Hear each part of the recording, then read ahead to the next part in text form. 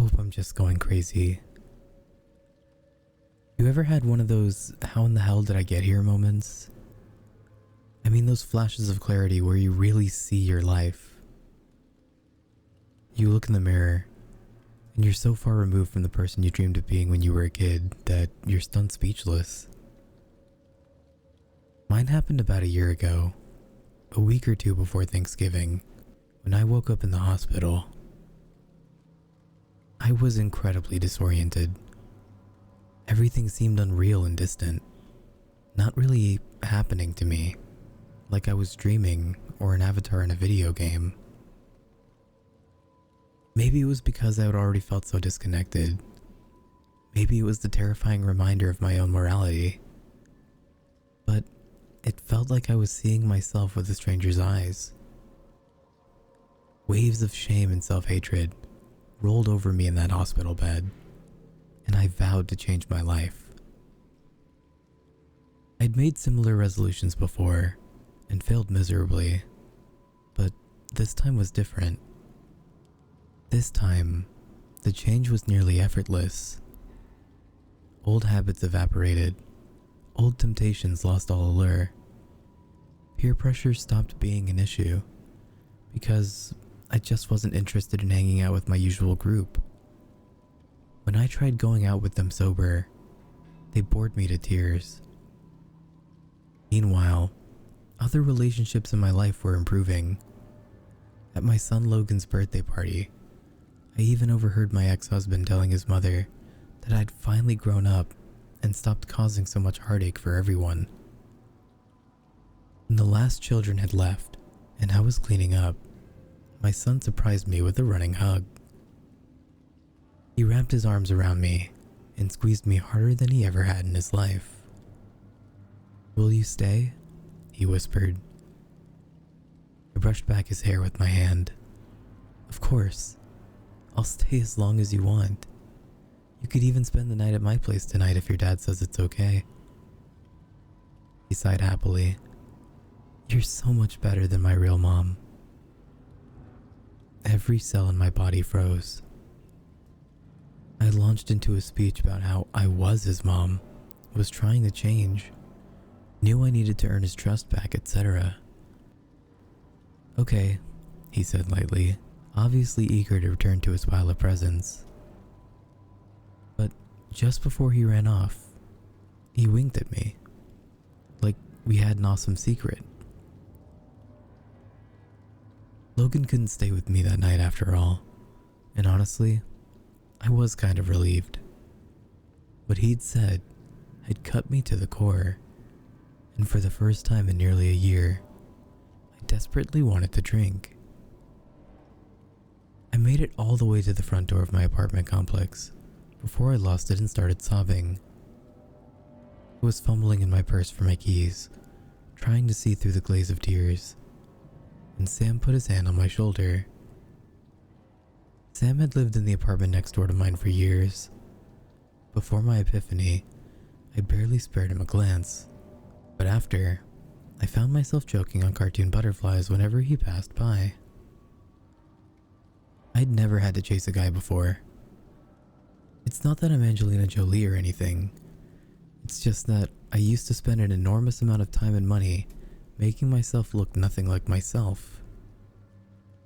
You've seen the old me, or one of my countless clones. A golem of silicone and acrylic, spangles and bleach. It's a lot like being a zombie, I suppose. You can barely move for fear that parts of you will fall off. Back on point. I'd been trying to catch Sam's eye for months, and I was terrible at it. I'd chat him up and think I was getting somewhere, but then I'd make a joke or quote a movie, and he'd cringe like I just stabbed him. It was a humiliating way to finally have caught his attention. Falling like an angry toddler on the front steps, miserably wiping snot on my sleeve as I blubbered confessions for a million sins. Sam listened patiently, only stopping me to suggest we get out of the cold and continue talking in his apartment. He drank me under the table. I'd lost all my tolerance in a year of sobriety, but Sam definitely didn't have a problem. When I got up to get us both another, it was easy to see why. His refrigerator looked like mine used to, boasting the 4 food groups of beer, liquor, takeout, and antique condiments. "Did your roommate move out?" I asked, carrying our beers back from his kitchen. "She used to be a big cook, right? I used to walk by your place around dinner time and drool." "She wasn't my roommate," he said quietly. "She was my wife." My face fell, and the last year flashed by in a sickening instant replay. His total disinterest in me, followed by the pained looks and vanishing act whenever he caught himself flirting back. I'd never bothered to ring check him until my crush hit. "If you'd like to talk about it, I'm interested, but I won't pry if you don't. Up to you." He laughed a little, shaking his head. "It's funny. Emily usually was such a good judge of character, but she was so wrong about you. Sucks that she never got to know you. I think she would have really liked you." He changed the subject, and I excused myself soon after. The next day, curiosity led me to Google his wife. As I read through the results, my eyes widened. Emily had died the night I'd passed out, and it appeared she might have accidentally saved my life. I spoke with a neighbor and confirmed that my guess was right. The EMTs who responded to Sam's 911 call had been the ones who found me. Since they'd been called out for one patient and only had one ambulance, they put me on a board and hung it up on hooks from the ambulance ceiling. I didn't sleep a wink that night. I found that out. My stupid drunk ass had hung there a few feet above the worst moments of Sam's life and the last ones of Emily's. The ultimate third wheel, intruding on something incredibly private and intimate.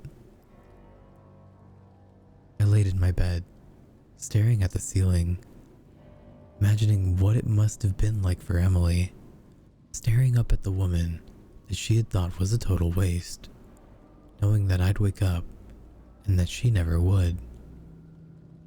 I blushed against my pillow, thinking of how I'd hit on him so soon after her death. I couldn't believe he'd end up comforting me. I swore to never flirt with Sam again, and I kept that promise, even as we became friendlier and wound up with a weekly TV and Chinese food appointment. I didn't mean to get him a Christmas present. I'd considered it, but written it off as getting over the line. Then I went thrifting and saw this pocket knife. It wasn't anything flashy, but something about it just said Sam to me. When I picked it up and examined it, the owner came up behind me. "You've got a nice taste, honey," he said. "They don't make them like that anymore." And I smiled, because that was how I felt about Sam. But when Sam opened the gift, his face went white. Did I tell you about this that night I was so drunk?" he murmured, picking up the knife and turning it in his large fingers. "I must have." Sam had inherited one exactly like this from his grandfather. It had gotten lost when he and Emily moved into the building, and he felt awful about it. "Oh crap, I'm so sorry. I didn't mean to bring up bad memories." No, this is great. I've been trying to find the one for a long time. Thank you." I think he meant to peck me on the cheek, but it landed on the corner of my mouth, and the next thing I knew, he was kissing me for real. It was amazing for about 10 seconds, and then he sprang off the couch, stammering that he was sorry, and that he'd been overcome. And then it just poured out of him. He told me how much I reminded him of Emily, how being with me was so much like being with her that it broke his heart. "You say things," she said, You quote movies she used to quote. Jesus, you wear some of the same clothes. Who put this green shit on Triscuits? Nobody I've ever met except you and her. I didn't reply. I couldn't reply. I shouldn't have kissed you, my therapist said. He broke off with a disgusting noise, sighing deeply before continuing. I just don't think I can get over her and do this. The dinner's with you. I'm not moving on. I'm just pretending I don't have to. He apologized again, and then he was gone. I stared at the door, like an idiot for a few seconds, letting that sink in. He'd left his present on my coffee table, and I bent to pick it up. You're so much better than my real mom. Suddenly, pieces were snapping together in my mind, and I kept shaking my head like I couldn't break them apart again. What I was thinking was stupid, crazy, superstitious lunacy. I'd been a few feet away in the ambulance when she'd died. I'd woken up consumed with self-loathing, turning into a new person almost overnight. One with different hobbies, different opinions, different tastes. Even my own son didn't believe I was me. So many things falling into place. My instant, extra strength crush on Sam. My new clothing and hairstyle. So similar to hers in Facebook photos. How I'd suddenly decided to take up cooking and been weirdly good at it. How I'd never put mint jelly on Triscuits before and had no idea why I'd even bought it. How I didn't remember seeing half the movies I was always quoting. I've started seeing a therapist myself. She says I'm trying to distance myself from a past I'm ashamed of. That low self-esteem and my crush on Sam have manifested into me imagining that I'm a person he could love. He thinks maybe I hit my head when I fell. Maybe I have something called depersonalization disorder. I've read countless stories on nosleep about hauntings and possessions. You guys are the experts on banishment rituals, salt and sage and iron. But what do I do if I'm the ghost? What in the hell do I do?